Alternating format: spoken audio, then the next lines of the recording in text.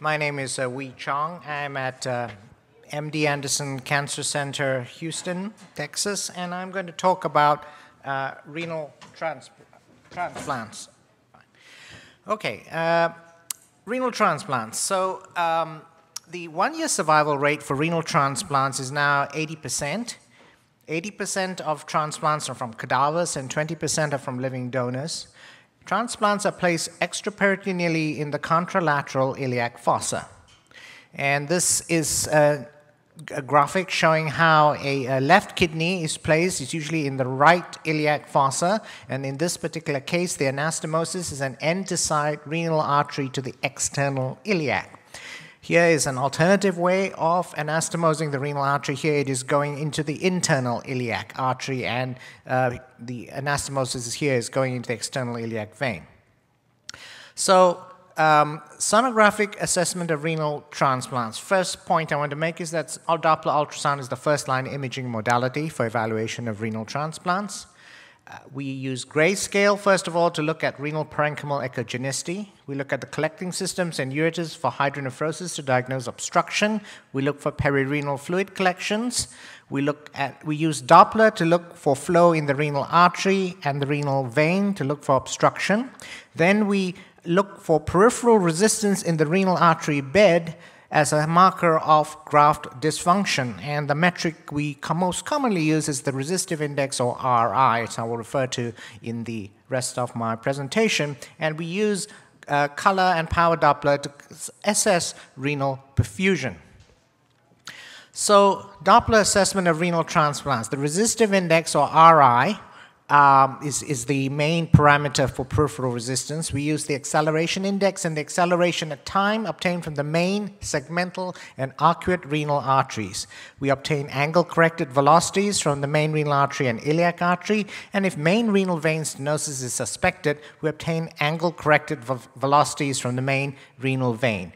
And most but not all of the problems related to vascular obstruction occur at the anastomotic site. So that's where you want to focus your attention. So a couple of words about the resistive index. The resistive index is a measurement of peripheral resistance within the renal artery bed. It is independent of angle correction. And high resistance indicates renal dysfunction. A normal resistive index is less than 0.7. Between 0.7 and 0.8, it's indeterminate. And above 0.8, it's abnormal. These are not hard and fast numbers. This is a kind of soft categorization. And it's particularly important to observe the trend in the resistive index on serial scans rather than rely on a single measurement. I.e., you should see if the RIs are rising on serial measurements or falling. And the most severe form of elevated peripheral resistance is when the diastolic flow is reversed, as on this image here, where you have forward flow in systole but reversal of flow in diastole. This indicates very high resistance and is a sign of severe abnormality. The color Doppler analog of this is what I call a red-blue flashing. Basically, you see the renal artery in red during systole and blue in diastole, and it flashes red, blue. Power Doppler allows visualization of smaller arterial branches and parenchyma, and you can, to a certain extent, assess cortical perfusion. Here you see a normal renal transplant colored with beautiful colorization with the power Doppler, and you can see flow all the way to the edge of the cortex. This is a brief review of the complications of renal transplantation. Vascular complications can be in the artery or the vein, and you can have false aneurysms and arteriovenous fistulae. You can get ureteric obstruction, fluid collections, extrinsic compression. So these categories overlap to a certain extent. So extrinsic compression can lead to arterial and venous obstruction.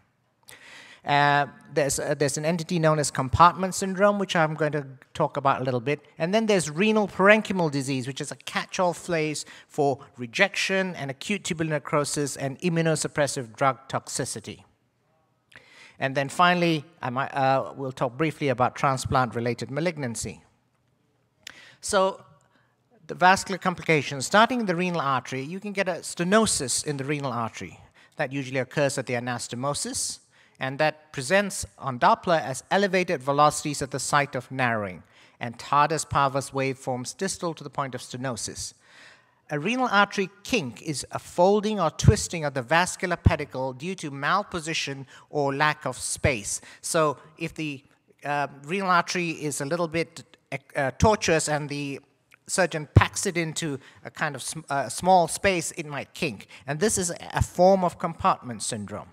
It usually presents immediately post-surgery and has the same sonographic signs in terms of Doppler as RAS. It's easily correctable, so it's important for us to pick it up. The renal artery can thrombose. The renal vein can be thrombosed and also stenose, and you can get AV fistulae and false aneurysms. So renal artery stenosis in the transplants. It is less common with cadaveric allografts because a cuff of aorta is harvested during a cadaveric transplant, allowing larger caliber anastomosis. Doppler ultrasound is essentially a kind of screening tool because it's highly sensitive for renal artery stenosis, but it tends to be less specific. So if you get a positive Doppler ultrasound finding, then the patient will proceed to CTA or MRA. So the Doppler criteria that are out there are peak systolic velocity of greater than 3 meters per second, renal artery to iliac artery peak systolic velocity ratio of 1.8 to 1, greater than 1.8 to 1, and tardus parvus waveform with an acceleration time of greater than 0.1 seconds. There is some early data out there to indicate that contrast ultrasound may be as sensitive as Doppler, but with higher specificity, and we're probably going to see a lot more of that in the years to come. So here is an example of renal artery stenosis. Here we have the Doppler cursor at the anastomotic site, and we see a very high peak velocity of 7.7 meters per second and a very turbulent waveform. This is the same patient, and now we have our Doppler spectrum from the intrarenal arteries, and this is the classic tardus parvus waveform with a slow rising early systolic spectrum. And this is another patient showing how the tardus parvus waveform can change or improve after treatment. So here's a patient with renal artery stenosis on the left. This is the intrarenal artery waveform showing tardus parvus. The same patient after successful angioplasty, and the tardus parvus has gone away. You got a nice sharp upstroke in early systole.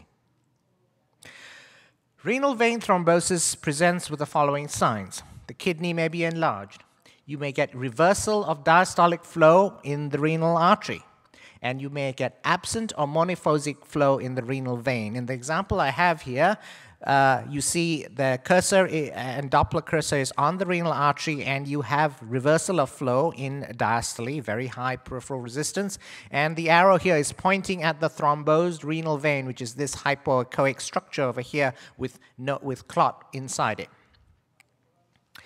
Renal vein stenosis presents with elevated velocities, and in this case we see a stenosis at the renal vein IVC anastomosis, and we have a peak velocity here of 2.1 meters per second. You may also see elevated RIs within the renal artery caused by the outflow obstruction here. There aren't any precise figures for renal vein stenosis as they are for a diagnosis of renal artery stenosis because it's a relatively rare entity, but it's something you want to look at if you have someone who has a very high RI with no visible cause, and you see on color Doppler an apparent focus of elevated velocity in the main renal vein at the point of anastomosis. Infarcts in the transplant kidney may show up as filling defects on power Doppler. This is a case here of an infarction which shows up as a wedge-shaped filling defect on this power Doppler image. Power Doppler is more sensitive than color Doppler for low flow states, but generally speaking, we are not that good at picking up infarcts with our standard ultrasound techniques, although contrast may change that in the future. False aneurysms and AV fistulae. Now, I've put them together because they have some features in common, although they are quite separate entities in terms of their flow dynamics. First, they're most commonly secondary to transplant biopsy, although they can be a surgical complication. You can get this multicolored or mosaic appearance where you have red, blue, green, yellow, a kind of red, blue, green, yellow blob in the area of the aneurysm or AV fistula. This is caused by turbulence. This is the color analog of spectral broadening. And it may be difficult to differentiate a false aneurysm from an AV fistula. They may be difficult to distinguish from each other if they are small. So this is an example of a false aneurysm, and this is a particularly dangerous one because it is outside the kidney. So here is the transplant kidney, and we see a cystic area on the grayscale outside the kidney, and when we turn on the color Doppler, this is the renal artery heading into the hilum, and we see the classic yin-yang waveform filling the cystic area here, and this is a saccular aneurysm of the renal artery. This one was a surgical complication, not post-biopsy, and this kind of aneurysm is more like, this kind of post-surgical false aneurysm is more likely to rupture because it's unlike the false aneurysms that occur inside the kidney as a result of biopsy, there's no renal parenchyma to buffer it. This is a post-renal biopsy arteriovenous fistula. These are very common in that they occur in 10% of biopsies. The Doppler findings are focal high velocity, low resistance, and turbulent flow. And on color Doppler, you may get the tissue reverberation artifact. That's something that Dr. Kluwer mentioned during his talk. Basically, you get a false Doppler signal due to tissue motion from the adjacent turbulent flow. So here you have the mosaic pattern. That multicolored area represents the AVF, and you get all this false color, which is the tissue reverberation artifact around the AVF. And you may see arterial waveforms in the renal vein. And in this case, we see a turbulent Doppler spectrum. No treatment is required if the patient is asymptomatic, but embolization may be necessary if there is hematuria or renal failure. Here is another example of an arteriovenous fistula, and this patient, here we have the Doppler spectrum on the renal artery. You can see very high velocities in that renal artery branch, 6 meters per second, spectral broadening, and very high flow during diastole. Ureteric obstruction in a transplant has multiple causes, but it most commonly occurs in the distal ureter at the anastomotic site due to ischemia or fibrosis. It can be caused by external compression from fluid collections or hematomas, from kinking, fungus balls, papillae, or calculi, and there's an increased incidence of calculi in transplants. Hydronephrosis is not always synonymous with obstruction because hydronephrosis due to reflux from a full bladder is commoner in transplants than in native kidneys because the UVJ valve doesn't exist to the extent that it does in a native kidney and ureter. So hydronephrosis does not always imply obstruction. One of the complications of ureteric obstruction at the anastomosis is that it can lead to leak at the anastomosis and a urinoma. So here we have a transplant kidney with hydronephrosis and a dilated ureter down to the level of the anastomosis where there is a stricture, and and here is the bladder here. So I'm just going to briefly cover the causes of elevated resistive indices or elevated peripheral resistance inside the transplant kidney. You can put them in two broad categories. There's parenchymal disease, which is rejection, ATN, immunosuppressive drug toxicity, and pyelonephritis. And the take-home point here is that ultrasound cannot distinguish between these, generally speaking, between these entities. Then there are the morphological causes: renal vein thrombosis, ureteric obstruction, extrinsic compression due to hematoma or compartment syndrome. And what ultrasound can do is it can distinguish a morphological cause from the parenchymal causes.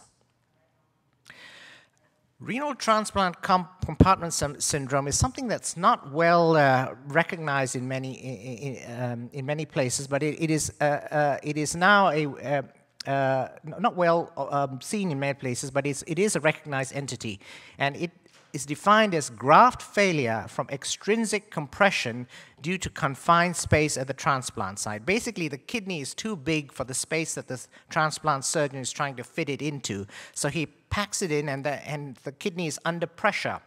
And it usually presents immediately post-op, and it is defined as pressure of greater than 20 millimeters of mercury on the transplant kidney.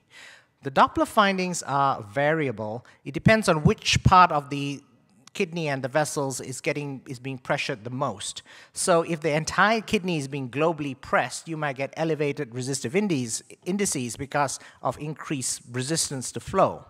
If the renal artery is being squeezed and kinked, you might get focal narrowing in the renal artery and elevated velocities, as I described earlier. You generally get reduced renal vein velocities. So this is now becoming more and more well recognized, and in fact, there's actually a society dedicated to this entity of abdominal compartment syndrome. It's called the World Society of Abdominal Compartment Syndrome, and they actually have ambassadors to go around the world and spread the gospel about ACS. So I thought if I wasn't a radiologist, I might like to be an ambassador and go to a party and introduce myself as the ambassador for the World Abdominal Compartment Society. So it is a very well-recognized entity, and they have a convention. Next one is in Ghent in Belgium. Okay, so how does it look? Well, if the kidney is being compressed, you're going to get elevated RIs. But when you turn on the power Doppler, you should look for something like this. So here's a patient with an RI 1.0 because the kidney is being squeezed. And on power Doppler, you can see that the orange color does not extend all the way to the capsule, unlike in this patient here, where the RI is normal. And this is a sign usually that you are dealing with a situation of elevated peripheral resistance, and that prevents the color from the power Doppler from going all the way to the edge. And this, of course, an extreme case when the artery is completely occluded and you have no power Doppler signal at all. Here's another type of, another variation of compression, if you like. This is a subcapsular hematoma compressing the kidney. Here is the transplant kidney. Here is kind of bowed in a kind of arch-like manner. Here's the collecting system or collapse, and it is caused by this lenticular fluid collection, which has a fluid level. It's actually a hematoma that has partly liquefied, and when we put the Doppler on the renal artery, we see reversal of diastolic flow in the renal artery due to renal compression, and this is called a page kidney because this is a subcapsular hematoma. It's pressing on the kidney, and it is causing high resistance to flow within the renal artery. Okay, so I'm going to just briefly cover renal parenchymal disease. Acute rejection. This manifests as a rapid rise in creatinine, greater than 25% over 24 or 48 hours, decreased urine output, and definitive diagnosis requires biopsy. So there are some features on grayscale ultrasound. You might see features of renal edema. The kidney may be big. You can get thickening of the collecting system, the thickening of the urothelium, and you get thinning of the renal sinus fat. The pyramids may become more prominent, and you may see increased or decreased cortical echogenicity. The resistive index can go up, but remember that rejection can be present with normal RIs. So this is a patient during his rejection phase and after he had his treatment. So note, the kidney, when it was being rejected, was much bigger. There's loss of the corticomedullary differentiation. It's much more echogenic. The urothelium is thickened, and this is how he looked after he had been given anti-rejection medication. So this is a sign of renal edema. This is the thickening of the wall of the renal pelvis. Normally it's pencil thin. Here you can see it's at least several millimeters, and this is just a feature of the global edema that you're seeing in the kidney that extending into the collecting system. Chronic rejection is defined as slow deterioration occurring over months or years. And this is something we cannot diagnose generally on ultrasound. There are usually no morphological changes, and resistive indices may be normal. Acute tubular necrosis is characterized by an acute decrease in glomerular filtration rate, an increase in creatinine and anuria that is maintained for several days, followed by spontaneous recovery. It occurs in the immediate post-transplant period. It almost always occurs in cadaver transplants and is directly related to the length of graft ischemia period prior to the transplant. It does not affect ultimate graft survival. On ultrasound, the kidney may appear normal or may demonstrate hyperechoic renal cortex with elevated RIs. So this is an example of acute tubular necrosis, and the only thing that we could see that was the abnormally elevated RI with reversal of flow in late diastole. So the renal transplant patients get drugs to prevent rejection, but these immunosuppressive drugs themselves are nephrotoxic, and these drugs are now the calcineurin inhibitors, of which the most commonly used are cyclosporine and tacrolimus. So although they have markedly improved allograft survival by reducing rejection, they have a nephrotoxic effect that appears as an arteriopathy and a microangiopathy. The nephrotoxic effect occurs even when the serum concentration is within the therapeutic range, and the nephrotoxicity may be acute, subacute, or chronic. Acute and subacute are dose-related, while chronic nephrotoxicity occurs 60 days after the transplant and is not dose-related. On ultrasound, we see echogenically normal kidneys with elevated RIs, and the definitive diagnosis requires renal biopsy. Peritransplant fluid collections can be classified as lymphoceles, which is a leak of lymph, urinoma, hematoma, or abscess. So this is an example of a perinephric fluid collection anterior to the transplant. Hematomas usually occur immediately after surgery or biopsy, and they look like hematomas everywhere, heterogeneous, partly solid, partly cystic masses. Here we see a large perinephric hematoma anterior to the transplant. Lymphoceles are the commonest fluid collection. They occur on a different time scale. They classically happen 4 to 6 weeks after transplantation. They may be asymptomatic or compress or obstruct the kidney and may contain debris or septations on ultrasound. They frequently recur after percutaneous aspiration, and they may require surgery because of this recurrence. Urinomas tend to occur in the early post-transplant period. They are caused, as I mentioned earlier, by a leak at the ureteric anastomosis, and they are associated with ureteric obstruction. They are usually transonic, but may contain debris, and they tend to grow because as the urine continues to leak out. Abscesses are infections of pre-existing hematomas, lymphoceles, or urinomas. They usually contain internal echoes, and the appearance of debris or gas in a pre-existing echo-free collection is suspicious for abscess. So remember, all these patients are immune suppressed, so they may not show classical signs of fever or pain, so you have to be on the watch out. This is an example of a renal abscess. We see a hypoechoic area inside the lower pole of this transplant kidney, and it's got internal echoes, and that this has no internal flow on Doppler, so it's not a mass. And this is the MRI showing a lot of enhancement and internal septations, and this is turned out to be an abscess in the inferior pole of the transplant kidney. I'm just going to briefly mention transplant-related malignancy. It's all in your handout here, but patients who have transplants have a much higher incidence of RCC, 6 times higher. It's mainly in the native kidney. They can also get transitional cell carcinomas and non-Hodgkin's and post-transplant lymphoproliferative disease, which is a B-cell lymphoma associated with the Epstein-Barr virus.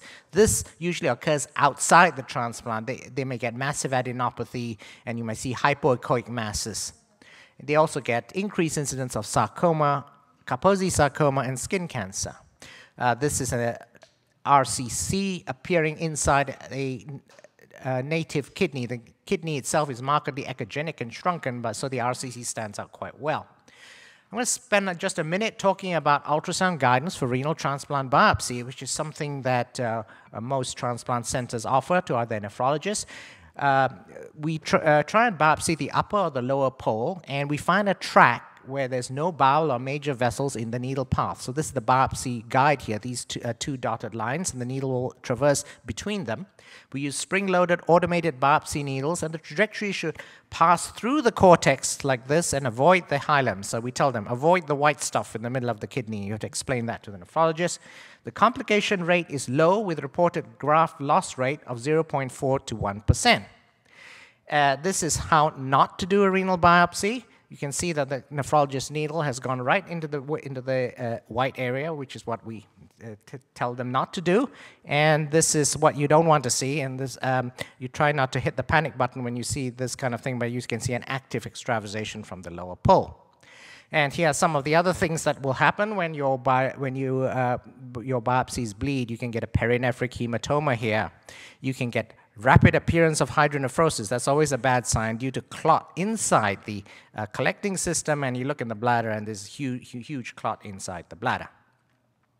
So in conclusion, Doppler ultrasound is the first-line imaging modality for evaluating renal transplants. Doppler can diagnose renal artery and vein obstruction. Elevated resistive indices are nonspecific and can be caused by parenchymal disease and morphological causes. Definitive diagnosis of renal transplant disease requires biopsy. Rejection can be present with normal resistive indices. Thank you.